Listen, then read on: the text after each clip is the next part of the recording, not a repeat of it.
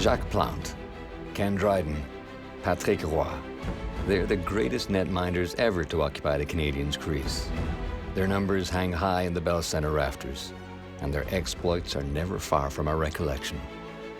The next in line, if all goes to plan, is number 31, Carey Price. But this hasn't been his season.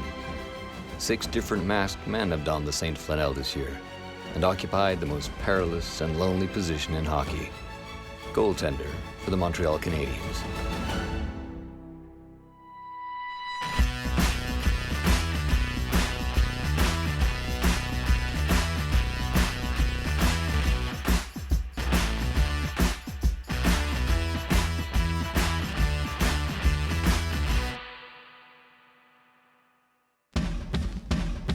When you look good, you feel good. And when you feel good, you play good. Ça fait 16 ans que je fais du airbrush. Ça fait peut-être 7 ans que je fais principalement juste des masques de gardien. Au début, j'ai fait des motos, des murales, un peu tout ce qui se peinturait. Ça a commencé avec le junior de Montréal, avec Jean-François Bérubé. Puis de fil en aiguille, après ça, il y a eu Étienne Marcoux. Puis Étienne Marcoux s'entraînait l'été avec Zachary Foucalé.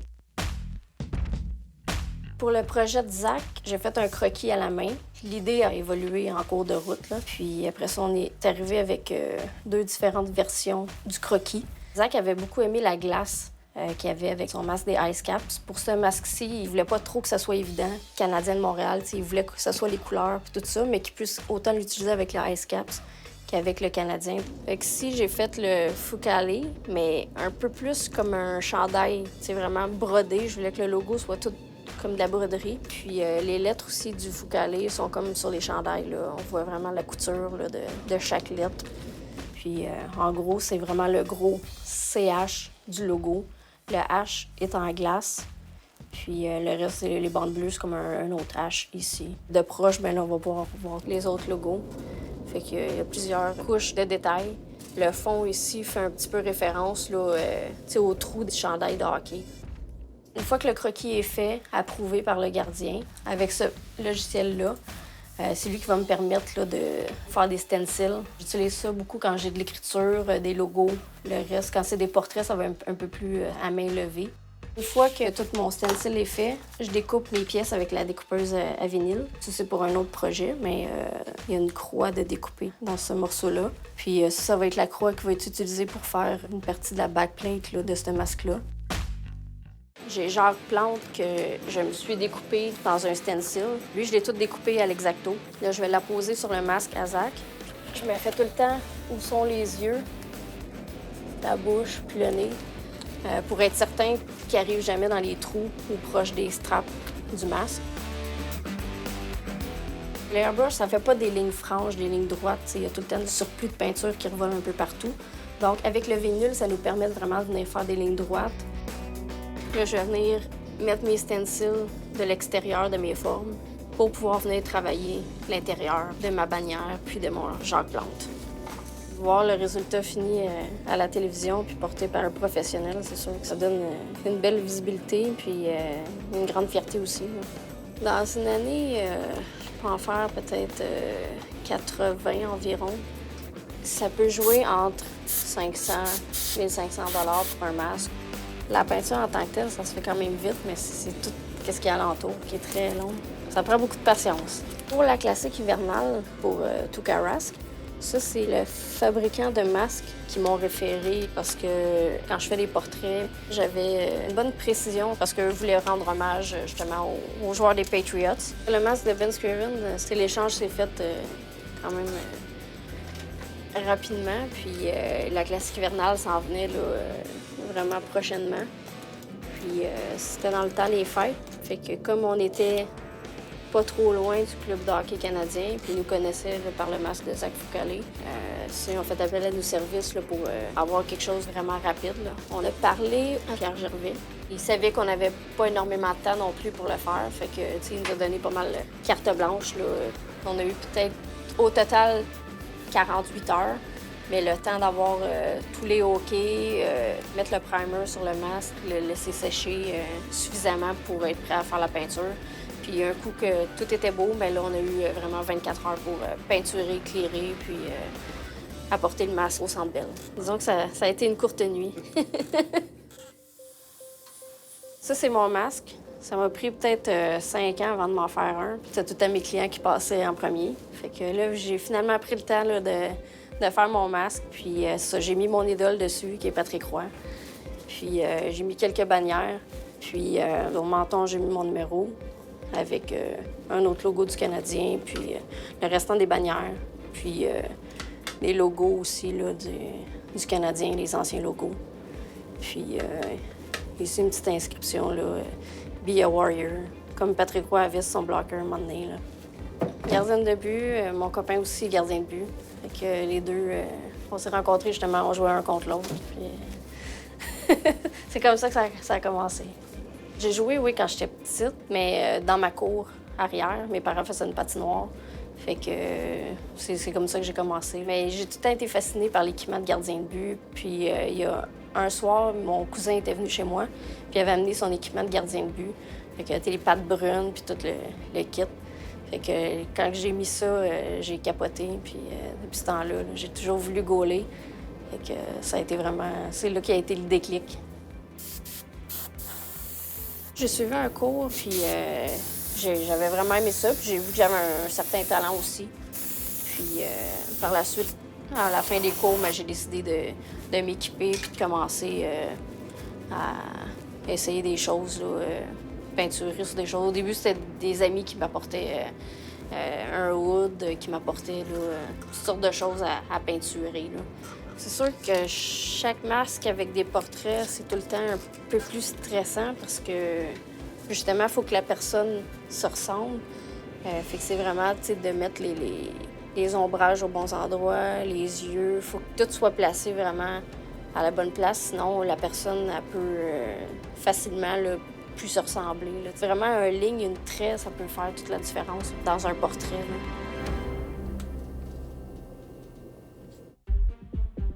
It looks like Montreal, but it doesn't really feel like it. Can this really be March? No snow on the ground, no storm falling from above, no charge in the air. At least there's an original six opponent tonight. Detroit's Red Wings. All right, let's go.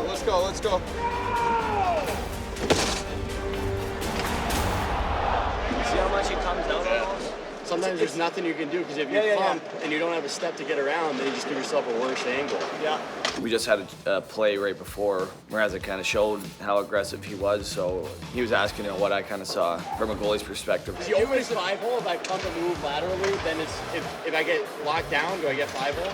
Yeah, if you push far enough. We had a quick line call where we're still in mid-conversation, and I think I was already at their team's blue line, and I heard him still talking to me. You're also going for the shot pass back door. It ended up I scored right after that, and it happened on a play where their goalie challenged, completely out of the paint, and I got a tip on it. But it's just an example of, when you have someone in your ear kind of showing you what he sees, especially as a goalie and me being a scorer, it definitely helps, and that's a good example of it. I wish I could take credit or anything for the goal that he scored, but that was all him.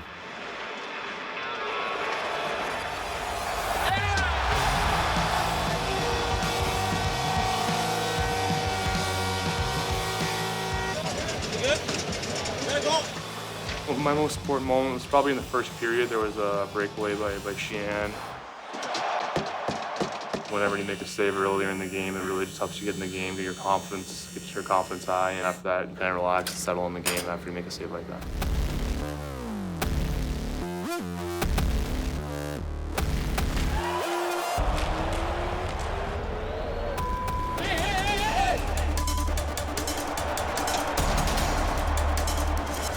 He never dropped his glove, eh?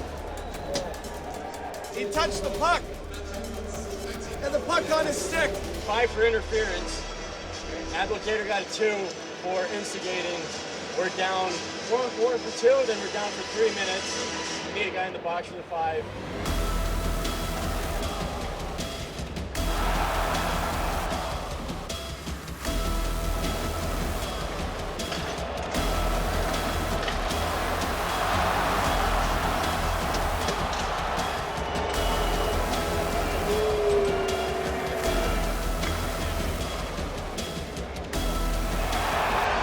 Hockey's a strange game. You know, you're up 2 goals, and then you let in 3 in a row, and you're down 1, and if you give up another one, it's going to be hard to come back. So in hockey, you're never out of the fight, and that's something you have to tell yourself as a goalie. You need to make that next save to give your team a chance to win. Come on, boys. Come on here, boys.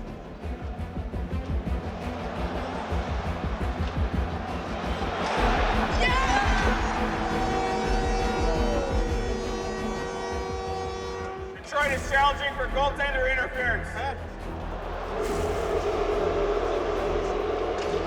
He made the stop on the first one, and then he made the stop on the wraparound, and then Brownie got pushed out. There was contact with the goaltender prior to the goal. There was no goal on the play.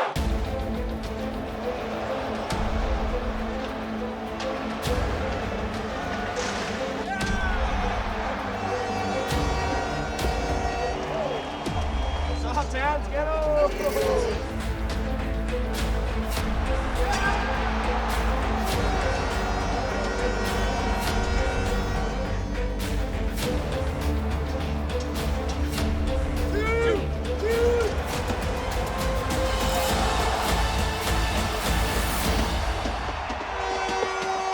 A seesaw engagement ends with the Canadiens on top.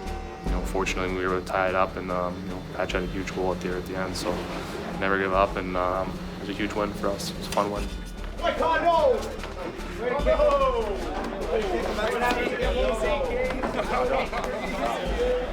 Wrong, I wasn't fighting. I'm trying to grab him. Sir?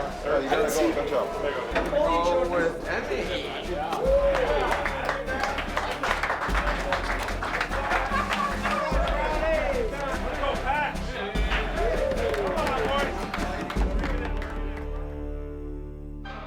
Carey Price goes over easy with kids and the Breakfast Club of Canada.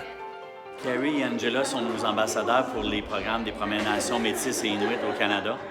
On a amené 3 jeunes qui viennent des villes où il a joué au hockey dans sa jeunesse. From Anaheim, from Williams Lake, from Quesnel. Cool. Having a good experience so far? Yeah. The Breakfast Club of Canada and Air Canada has come together and brought children over here to kind of have a life experience. La Fondation Air Canada est super contente d'être impliquée pour ce projet-là avec Carey, qui nous a permis d'emmener des enfants de l'Ouest canadien, des communautés autochtones, pour venir partager avec leur idole. I think it's really cool. It's just nice to meet someone who plays hockey, because me and my dad really like hockey and stuff. So we like watching it, and we like playing it too on our pond down by our house, and yeah, it's just really cool. Pour eux, de voir un des leurs réussir à être un héros dans une grande ville comme Montréal et d'avoir la chance de passer du temps avec lui et Angela. Ils retournent avec ça chez eux, puis je pense que ça peut juste les encourager et les aider à briser le cercle de la pauvreté dans lequel des fois ces jeunes-là sont pris d'une génération à l'autre. It's really great that we have 2 very generous companies that put this together. And hopefully they'll take this and go home and cherish it forever. Carey and I became ambassadors 2 years ago now, and our focus is really to bring the breakfast to Aboriginal communities. And so we've had a lot of success doing that already, and we're looking forward to doing that in the next year as well. All the kids brought stuff made from their home classrooms and thanking Carey for the breakfast club, and one of them actually even made Carey a drum with their colors of the community, and it means a lot. I remember last year we got cards from all the students, and we still have those, and so this is the kind of stuff that we keep, which is nice. I think everybody appreciates what the Breakfast Club does for their individual communities. It's a great program. That's why I'm involved with it. We have our own Stanley Cups. You? What was the score again? And we have Carey, that's yours, that's your own, so congratulations. It's so nice to hear talk to the kids who actually are going to school and getting these breakfasts, and how they talk about how some people go to school just because they know there's going to be food and breakfast there. And so it kind of makes it realize like what's important and why we do this. L'année dernière, on a amené un jeune qui a pu patiner avec Carey, qui a lancé des rondelles, etc. Trent, ça l'a beaucoup ouvert sa personnalité, qui est un petit gars assez réservé, mais qui est revenu de ce voyage-là avec plein d'idées. I've actually stayed in contact with them.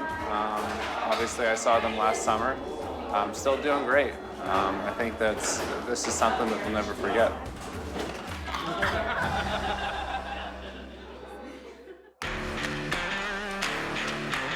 Once again, the Tampa Bay Lightning can't quite figure out the Montreal enigma, starting with Mike Condon, who was unbeatable and records his first NHL shutout.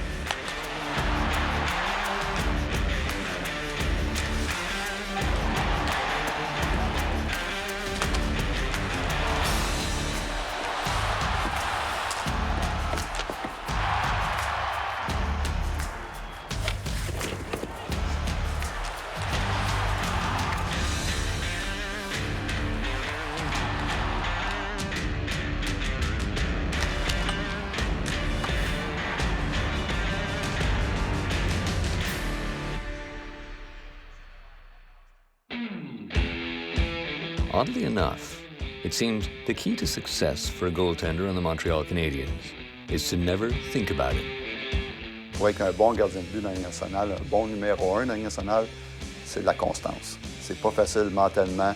Ce qui fait qu'un autre est meilleur ou un des meilleurs au monde, c'est sa constance. C'est de donner à tous les soirs, donner une chance à ton équipe de gagner. Puis ça, c'est beaucoup de mental. C'est beaucoup de préparation de match, le focus que tu mets dans chaque détail avant chaque match. My focus isn't on things outside of the rink. My focus is everything going on during a game. That's just the approach that I have. It seems to be working for me, so I'll continue to do that. I deal with the pressure by taking it one step at a time. When you get too far ahead of yourself or you start thinking of all the variables in the game and in life and all the external influences that are affecting you, it can take you off your game and you can't take care of the task at hand. So for me, it's just taking a deep breath and trying to do my best, whether it's at practice or in the gym. When you take care of the little things, the bigger things tend to take care of themselves as well. You don't want to put everything on your shoulders, you know. We win as a team and lose as a team. You have to really fight that urge to try and do too much, you know. It's not your job to try and single-handedly turn anything around. It's just a matter of, you know, when you get a chance, try and go out there and play as well as you can. Le rôle du gardien de but, soir après soir, c'est de donner une chance à son équipe de gagner. Puis en même temps, de s'assurer que les joueurs sont confortables. Si c'est un peu que le club est nerveux ou en panique, ben tu peux te lever et dire « Hey les boys, je suis là ce soir, là. Soyez pas inquiets, jouez votre game, on va gagner ce game-là. » C'est pas un crime d'avoir un bon gardien de but. C'est une nécessité. The most stressful job in Canada is being the Montreal Canadiens goaltender, and the only job that is more difficult is being the Prime Minister of Canada. I've heard them both. On sait qu'il y a beaucoup d'histoires ici, puis c'est sûr que c'est un rôle tellement difficile ici à Montréal. Là. Les journalistes parlent beaucoup de ça, beaucoup de pression. When we got to the draft, they called Carey's name, and so my first thought was, oh, I didn't know whether to laugh or cry, honestly, because you think, great, Montreal, like what could be better, but then you immediately think, you know, Ken Dryden and Jacques Blount and all the great names and all the Stanley Cups and the history, and you think, oh, how are you ever going to meet expectations that will equal the reputations of those men? La grosse différence que j'ai ressentie à Montréal puis qu'on peut constater, c'est que cette pression-là existe en dehors de l'aréna. Tu sais, quand t'es à l'épicerie, t'es au hockey de tes enfants, les gens, tu vois qu'à travers le regard, ils ont ta performance de la semaine passée en tête. Là. Tu sais, tu peux pas te sortir de ça. T'as pas d'échappatoire à Montréal. Tandis que si tu joues à Buffalo, à Nashville, t'as la même pression de performer, mais à l'extérieur de l'aréna, tu n'entends pas parler. T'as deux façons de voir ça, la pression à Montréal, négativement ou positivement. Si tu le vois sur le bon bord, ça te force à être meilleur que les héros, ça c'est le fun. Puis si tu le vois sur l'autre bord, que c'est beaucoup de pression, puis tu le vois négativement, mais tu vas trouver ça dangereux à Montréal. Ça prend quelqu'un qui aime les défis. Quelqu'un qui n'a pas peur de la pression extérieure, que ce soit médiatique, que ce soit l'adversaire. Je pense que ça prend quelqu'un qui est définitivement qui a un caractère fort. I'm here to play my game and create my own history. I'm here just to play the way that Steph is teaching me to. I'm aware of my capabilities and I try and focus on that. I have a lot of respect for the history of this team, but it doesn't add any pressure at me. You know, I'm just trying to do my thing out here. Les gardiens au but aujourd'hui, c'est le jour et la nuit. Ils ont, premièrement, sont plus gros.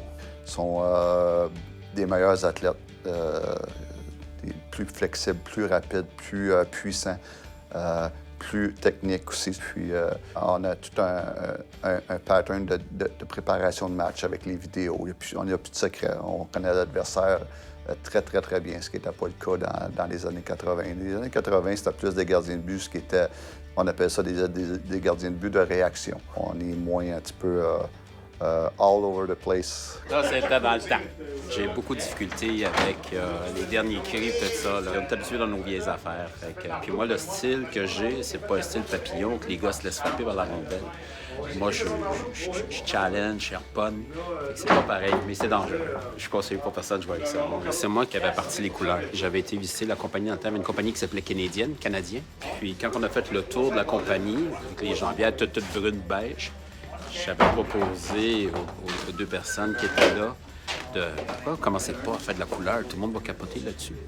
Et ils m'ont dit ouais, c'est une bonne idée. Ils m'en ont fait une paire, ils ont teint le cuir, puis après 2 shots dans la première pratique, ça a tout déchiré. Et la couleur, à partir de là, vers les années 82, 83, fait que ça avait été... Il aurait dû mettre un brevet, je serais peut-être devenu millionnaire. La technique, pour moi, c'est une référence. Si les choses vont moins bien, essaie de revenir sur ta technique. Et ça devient aussi important, la technique, pour le côté mental, parce que si tu perds confiance en tes moyens, tu n'as pas de ressources pour te relever, alors à ce moment-là, c'est plus difficile. Beaucoup de gens vont voir un gardien de but comme étant peut-être des fois arrogant, quand parfois on a besoin d'être confiant. The game just gets faster and faster, and the margin for error gets smaller and smaller. So I've seen my game improve drastically because it's had to. If it didn't improve, then I wouldn't be here. La Ligue nationale pense encore de rapetisser l'équipement de gardien de but, quelque chose que je suis complètement en désaccord parce que, premièrement, il y a une question de protection. À un moment donné, si tu les enlèves, puis l'enlèves, les lancers viennent tellement rapides aujourd'hui. Il y a des fois, je suis surpris, moi, qu'il n'y ait pas plus de blessures que ça, les gardiens de but. Et donc, si tu rapetisses l'équipement, tu as encore une protection que tu les enlèves. Mais l'autre chose, il y a une dizaine d'années dans la Ligue nationale, on avait eu un lockout et puis qu'il y avait eu beaucoup de changements de règlement, on avait ratissu un petit peu l'équipement de gardien de but. Je me souviens, les jambières étaient devenues de 12 pouces à 11 pouces. Et puis là, ils disaient, on va avoir plus de buts. Puis moi, je lui disais, j'ai dit, faites une erreur, les gardiens de but vont être meilleurs parce qu'ils vont être plus agiles, plus rapides. Et puis, ils vont s'ajuster comme ça. Et puis, c'est exactement ce qui est arrivé. Les gardiens sont encore meilleurs qu'il y a 10 ans. Les gardiens, aujourd'hui, ils ont un gabarit. Les gars, quand on compare avec moi, ils ont un pied de plus. Physiquement, ils sont très, très athlétiques. Si on regarde, ils sont, je dirais pas surentraînés, mais c'est des athlètes maintenant. Et ils ont des entraîneurs pour les aider, il y a des vidéos pour les aider. Une chose qui n'existait pas dans les années 60, 70, 80, 90. Alors, ça s'est beaucoup, beaucoup développé. Moi, ça me fait rire quand on parle de l'équipement. C'est sûr qu'un gardien de but qui fait 6 et 7, à comparer à un gardien de but qui faisait 5 et 7 dans le temps, l'équipement n'est pas pareil. Ça va être le physique de l'individu. Alors, tout ça mis ensemble, aujourd'hui, on a des gardiens de but performants. Et on se plaint qu'il n'y a pas beaucoup de buts. Mais quand on regarde, je pense, on a juste à regarder les habiletés de ces gardiens-là. Ben, je pense que c'est eux qui font le spectacle. I think goalies have a strange memory recording process. It's in the moment you're focused and you're totally invested. But as soon as that game's over, it's almost like you erase it from your mind. And the schedule moves so fast, and you only have so many days off that everything kind of starts to blur together, and you're only as good as your last game, so it's about putting things behind you and moving on to what's next. Il y a des joueurs que tu vois à un certain âge qui sont vraiment une tête en haut de tout le monde. Carey était dans ce moule-là. Il y avait le gabarit d'un gardien de but, il y avait le style aussi, il y avait une bonne tête de hockey. It was evident fairly early that he had some skills that were, I guess, above some of the other kids of his own age because he was always very strong. He was always a good skater. He didn't always play goal. He played defense. So I could see the potential, having been involved in hockey most of my life. Il a fait beaucoup de sacrifices, Carey, quand il était jeune. Et puis, je pense que ça l'a préparé à faire encore plus de sacrifices. Et puis, il l'a pas eu facile avec tous les voyages qu'il faisait dans le petit avion à son père. Puis, voyager 2 heures pour aller à une pratique une couple de fois par semaine. Il n'y a pas d'hasard dans la vie. S'il a réussi, c'est parce qu'il a fait des efforts, des sacrifices pour. Puis ça n'était des sacrifices incroyables à son âge. Je sais qu'il n'y a pas beaucoup de jeunes qui le feraient, ça.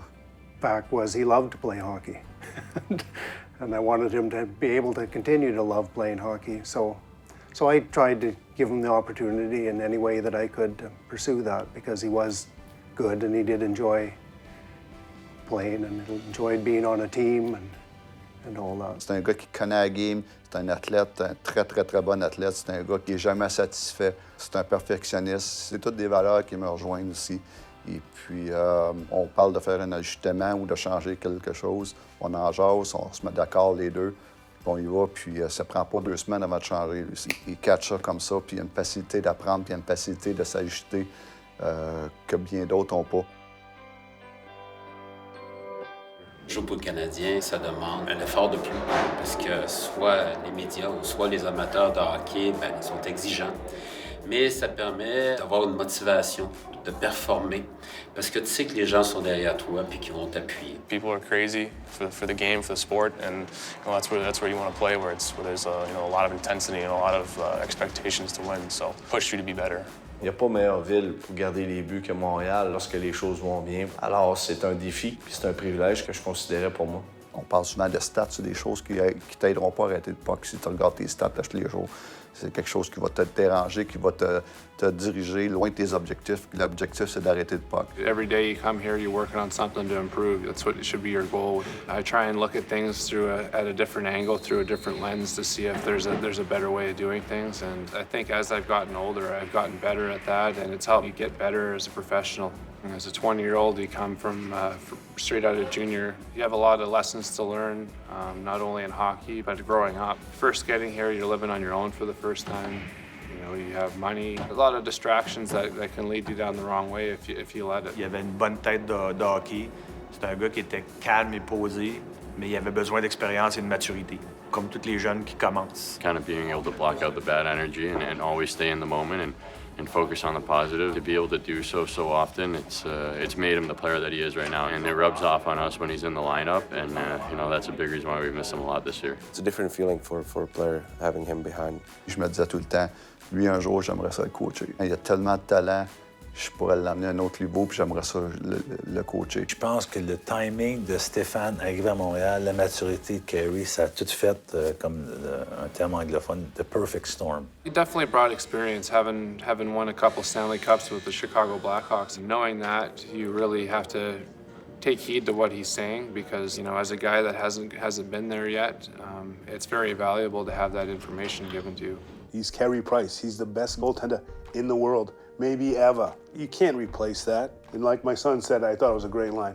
I'm only keeping his seat warm. He never really played with us before, and the way he jumped in for Carey, he was unbelievable. Il est arrivé ici, lui, justement, pas de pression. Il dit, moi, faire mon meilleur, puis il arrivera ce qui arrivera. Il a réussi à gagner un poste parce qu'il focus sur les bonnes choses. It doesn't matter if you let in a bad goal or have a great save. It's always about that next one. You got to put things behind you, and you have to stay present, because that's the only thing that matters. You can't change the past, and you can't change the future either. So it's just all about being in the moment. For him to come in and take the best player in the world's spot. That's an impossible situation that Conan has been put in, and obviously no one's had a choice to do so, and the way he's handled it has been amazing, and I know that having Carey around the rink and kind of helping him out has definitely helped him for these situations. To be around him and to see what the best goalie in the world does, how he prepares, how he works, how he focuses, how he keeps his composure. He's a guy that you want to emulate and a guy you want to try to be like. So I try to pick his brain as much as I can and do the things he does, because he's certainly doing it pretty well. C'est un grand leader au sein de notre formation. Il a gagné tellement de respect au sein de ses coéquipiers, au sein du personnel d'entraîneur. C'est un gagnant. Quand ton aura reflète la confiance, ça donne énormément confiance aux autres. Personally, I would never imagine that one player makes such a big difference, but Carey Price definitely does that. A goaltender in Montreal is the center of everyone's attention. 22,000 pairs of eyes are focused on him at the Bell Center 41 times a year. Everything he does is the subject of scrutiny, and yet it remains the loneliest of roles.